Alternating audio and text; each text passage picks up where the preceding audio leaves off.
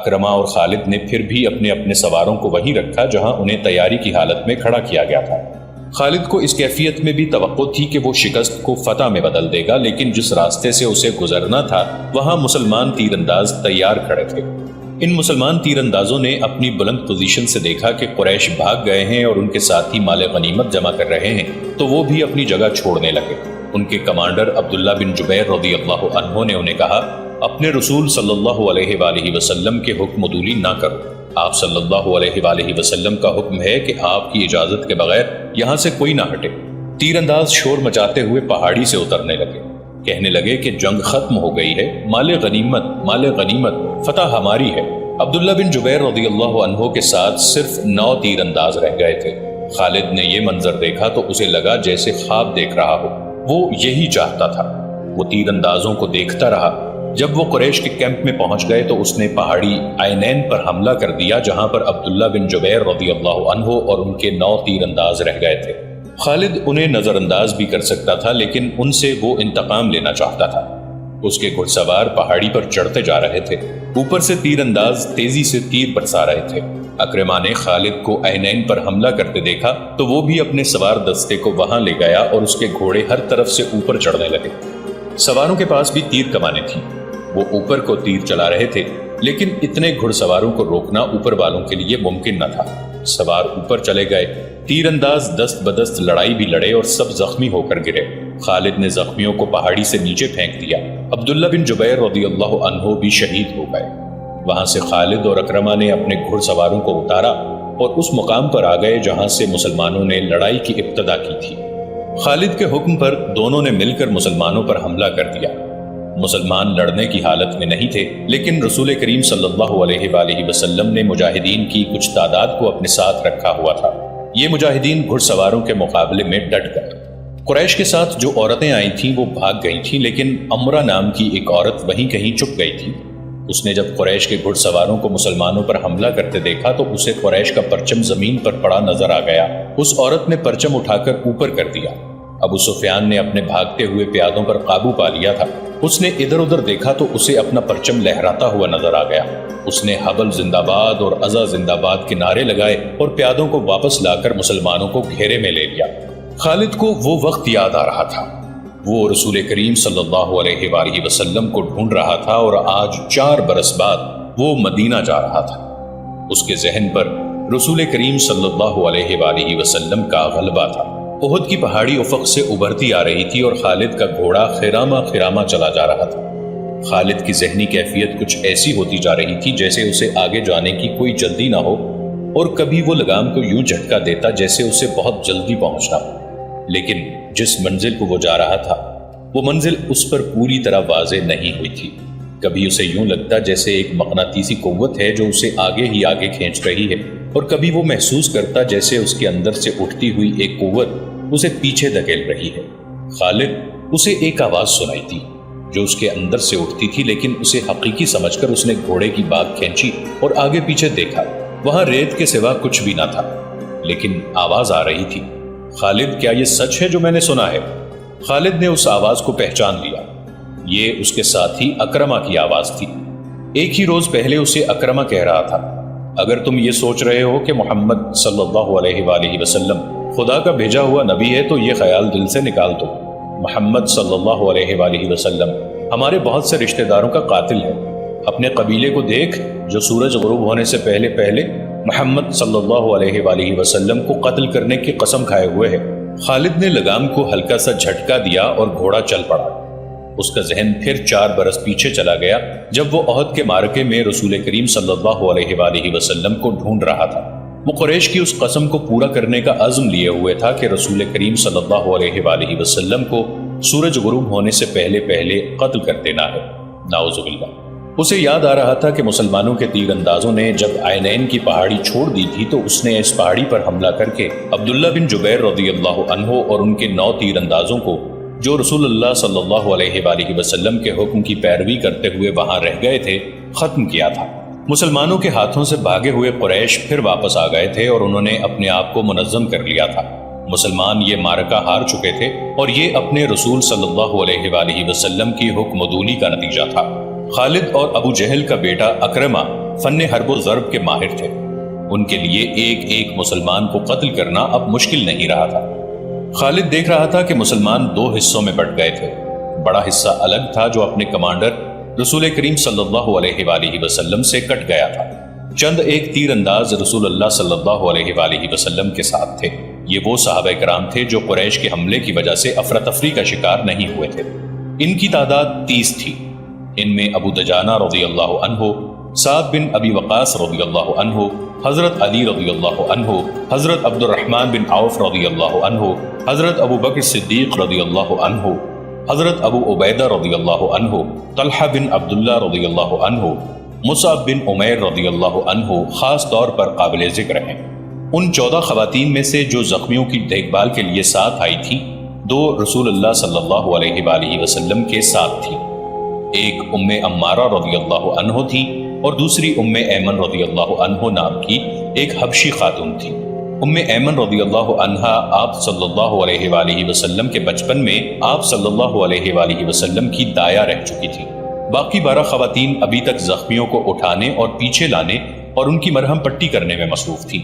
خالد رسول کریم صلی اللہ علیہ وآلہ وسلم کو ڈھونڈ رہا تھا، لیکن وہ میدان جنگ میں زیادہ گھوم پھر نہیں سکتا تھا کیونکہ اس کی کمان میں گھڑ سواروں کا ایک جیش تھا جسے اس نے پوری طرح اپنے نظم و نسق میں رکھا ہوا تھا۔ وہ اندھا دھند حملے کرنے کا قائل نہیں تھا۔ اس کا اصول تھا کہ دشمن کی ایسی رگ پر ضرب لگاؤ کہ دوسری ضرب سے پہلے وہ گھٹنے ٹیکتے۔ آج 4 برس بعد جب کہ وہ تن تنہا صحرا میں جا رہا تھا، اس کے ذہن میں گھوڑے دوڑ رہے تھے۔ اسے تیر کمانوں کے زناٹے سنائی دے رہے تھے۔ اس کے ذہن میں مسلمانوں کے نعرے گونج رہے تھے۔ اس کا خیال تھا کہ مسلمان یہ ظاہر کرنے کے لیے نعرے لگا رہے ہیں کہ انہیں موت کا کوئی ڈر نہیں۔ طنز اور نفرت سے اب بھی اس کے ہونٹوں پر مسکراہٹ آ گئی۔ اس نے ارادہ کر لیا تھا کہ وہ زیادہ سے زیادہ مسلمانوں کو قتل کرے گا، قیدی کم ہی بنائے گا۔ اسے ابھی پتہ نہیں چل رہا تھا کہ رسول کریم صلی اللہ علیہ وآلہ وسلم کہاں ہیں۔ اس نے دیکھا کہ ابو سفیان جو بھاگتے ہوئے قریش کو ساتھ لے کر واپس آ گیا تھا، مسلمانوں کے فوج کے بڑے حصے پر حملہ آور ہو چکا تھا اور مسلمان بے جگری سے لڑ رہے تھے۔ مسلمانوں نے اسے اپنی زندگی کا آخری معرکہ سمجھ کر شجاعت و بے خوفی کے ایسے مظاہرے کیے کہ کثیر تعداد قریش پریشان ہو گئی۔ یہ صورتحال دیکھ کر خالد آگ بگولا ہو گیا۔ اس نے اپنے سواروں کو مسلمانوں پر حلہ بولنے کا حکم دیا۔ اس نے تلوار نیام میں ڈال لی اور برچھی ہاتھ میں لے لی۔ اس نے مسلمانوں پر عقب سے حملہ کیا۔ اس نے برچھی سے مسلمانوں کو چن چن کر مارا۔ اس کی برچھی جب کسی مسلمان کے جسم میں داخل ہوتی تو وہ چلا کر کہتا، میں ہوں ابو سلیمان۔ ہر برچھی کے وار کے ساتھ اس کی للکار سنائی دیتی، میں ہوں ابو سلیمان۔ آج 4 برس بعد جب وہ مسلمانوں کے مرکز مدینہ کی طرف چلا جا رہا تھا تو اسے اپنی ہی للکار سنائی دے رہی تھی، میں ہوں ابو سلیمان۔ اسے یاد نہیں آ رہا تھا کہ اس کی برچھی کتنے مسلمانوں کے جسموں میں اتری تھی۔ وہ رسول اللہ صلی اللہ علیہ وآلہ وسلم کو بھول گیا تھا۔ تھوڑی دیر بعد اسے پتا چلا کہ مسلمان اپنے نبی صلی اللہ علیہ وآلہ وسلم کی کمان سے نکل چکے ہیں اور اکرمہ مسلمانوں کے نبی صلی اللہ علیہ وآلہ وسلم کی طرف چلا گیا ہے۔ حقیقت بھی یہی تھی کہ رسول اللہ صلی اللہ علیہ وآلہ وسلم کی کمان ختم ہو چکی تھی اور معرکے کی صورتحال ایسی ہو گئی تھی کہ آپ صلی اللہ علیہ وآلہ وسلم مسلمانوں کو اثر نو منظم نہیں کر سکتے تھے، لیکن آپ صلی اللہ علیہ وآلہ وسلم اپنی اور اپنے ساتھیوں کی جان بچانے کے لیے میدان جنگ سے نکلنا بھی نہیں چاہتے تھے۔ حالانکہ صورتحال ایسی تھی کہ پسپائی کے علاوہ کوئی چارہ نہ تھا، لیکن آپ صلی اللہ علیہ وآلہ وسلم کسی بہتر پوزیشن میں جانے کی کوشش کر رہے تھے۔ آپ صلی اللہ علیہ وآلہ وسلم کو معلوم تھا کہ قریش آپ صلی اللہ علیہ وآلہ وسلم کو ڈھونڈ رہے ہوں گے اور آپ صلی اللہ علیہ وآلہ وسلم کے گروہ پر بڑا شدید حملہ ہوگا۔ آپ صلی اللہ علیہ وآلہ وسلم ایک پہاڑی کی طرف بڑھنے لگے۔ آپ صلی اللہ علیہ وآلہ وسلم کے ساتھیوں نے آپ صلی اللہ علیہ وآلہ وسلم کو اپنے حلقے میں لے رکھا تھا۔ آپ صلی اللہ علیہ وسلم تھوڑی ہی دور گئے ہوں گے کہ اکرمہ نے اپنے گھڑ سواروں سے آپ صلی اللہ علیہ وسلم پر حملہ کر دیا۔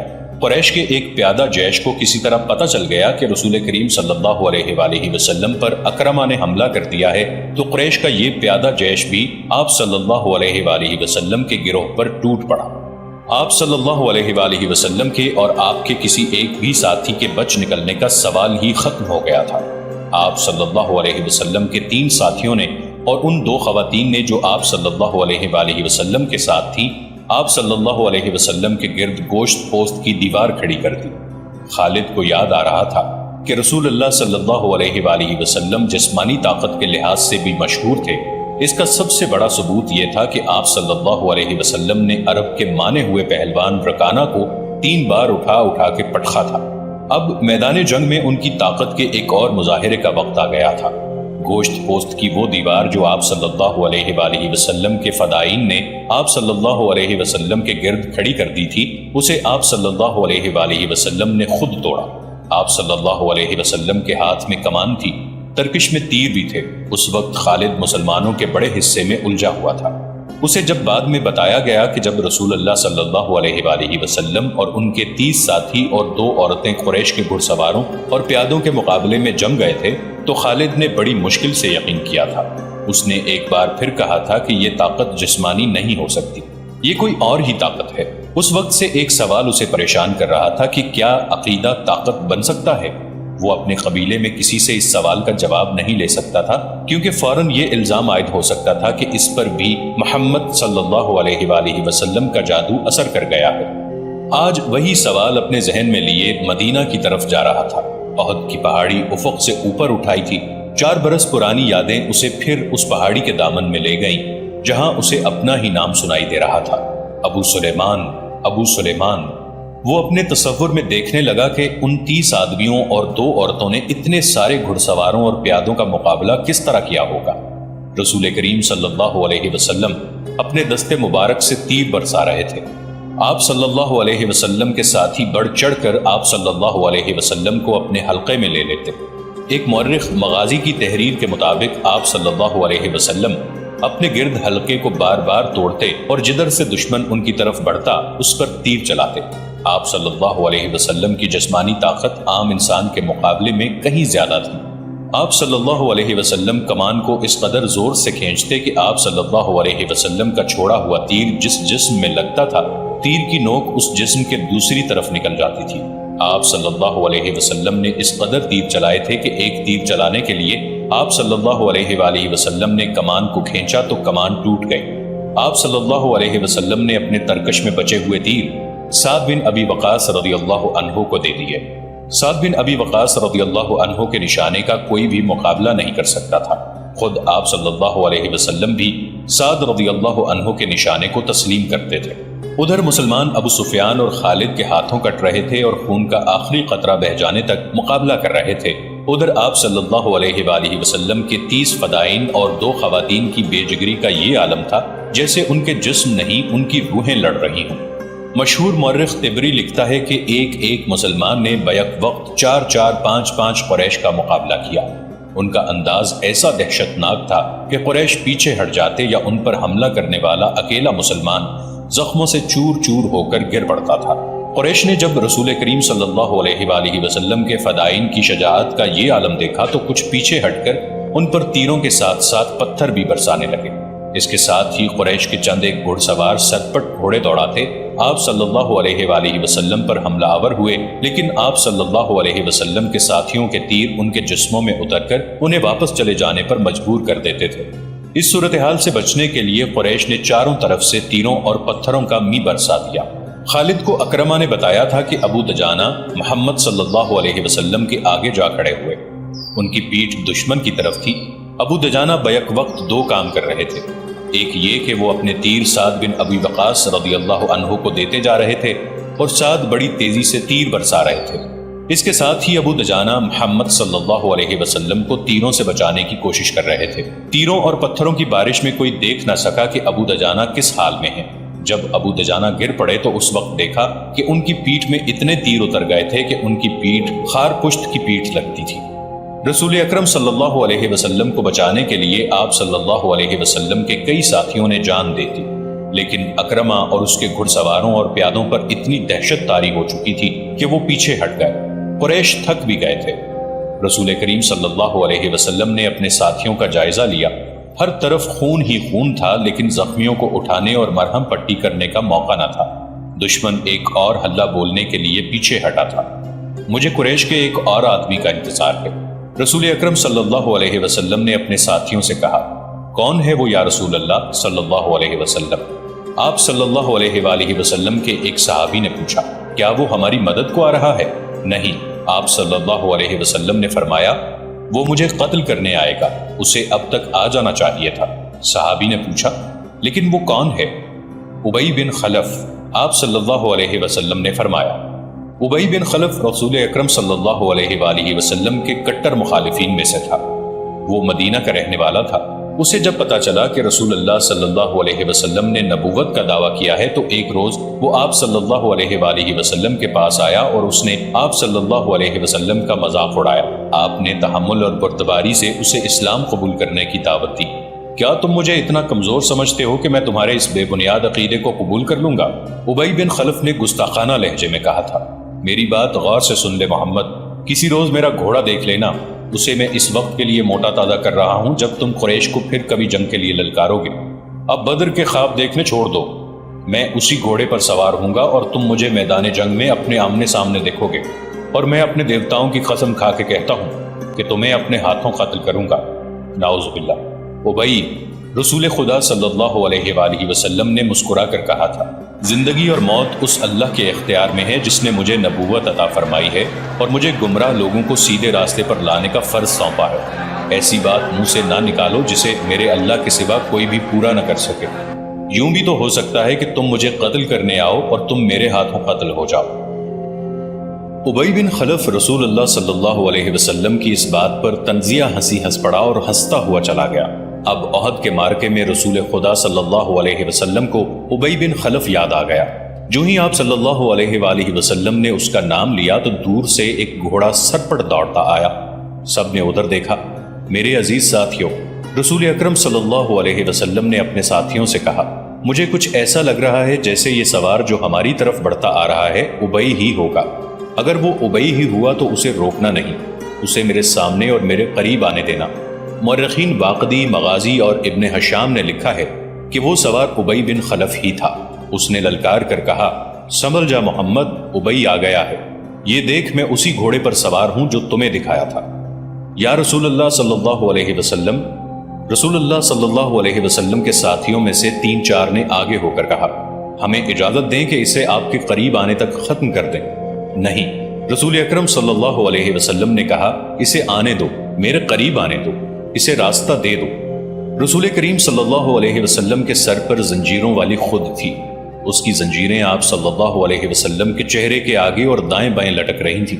آپ صلی اللہ علیہ وسلم کے ہاتھ میں برچی تھی اور تلوار نیام میں تھی۔ ابی کا گھوڑا قریب آ گیا تھا۔ آگے آ جا ابی، رسول خدا صلی اللہ علیہ وسلم نے للکار کر کہا، میرے سوا تیرے ساتھ کوئی نہیں لڑے گا۔ ابی بن خلف نے اپنا گھوڑا قریب لا کر روکا اور تنزیہ قہقہہ لگایا۔ اسے شاید پورا یقین تھا کہ وہ آپ صلی اللہ علیہ وسلم کو نعوذ باللہ قتل کر دے گا۔ اس کی تلوار ابھی نیام میں ہی تھی۔ آپ صلی اللہ علیہ وسلم اس کے قریب چلے گئے۔ وہ بڑے طاقتور گھوڑے پر تھا اور آپ صلی اللہ علیہ وسلم زمین پر۔ اس نے ابھی تلوار نکالی ہی تھی کہ آپ صلی اللہ علیہ وسلم نے آگے بڑھ کر اور اچھل کر اس پر برچھی کا وار کیا۔ وہ وار بچانے کے لیے ایک طرف کو جھک گیا لیکن وار خالی نہ گیا۔ آپ صلی اللہ علیہ وسلم کی برچھی کی انی اس کے دائیں کندھے پر ہنسلی کی ہڈی سے نیچے لگی۔ وہ گھوڑے سے گر پڑا اور اس کی پسلی ٹوٹ گئی۔ مورخ لکھتے ہیں کہ رسول خدا صلی اللہ علیہ وسلم کا وار اتنا کاری نہ تھا کہ ابی جیسا قوی ہیکل آدمی اٹھ نہ پاتا۔ رسول خدا صلی اللہ علیہ وسلم اس پر دوسرا وار کرنے کو دوڑے۔ وہ گھوڑے کے دوسری طرف گرا تھا، اس پر شاید دہشت طاری ہو گئی تھی، یا آپ صلی اللہ علیہ وسلم کا وار اس کے لیے غیر متوقع تھا۔ وہ اٹھا اور اپنا گھوڑا وہیں چھوڑ کر بھاگ گیا۔ وہ چلاتا جا رہا تھا، محمد نے مجھے قتل کر دیا ہے، اے اہل قریش، محمد نے مجھے قتل کر ڈالا۔ قریش کے کچھ آدمیوں نے اس کے زخم دیکھے تو اسے تسلی دی کہ اسے کسی نے قتل نہیں کیا، زخم بالکل معمولی ہے۔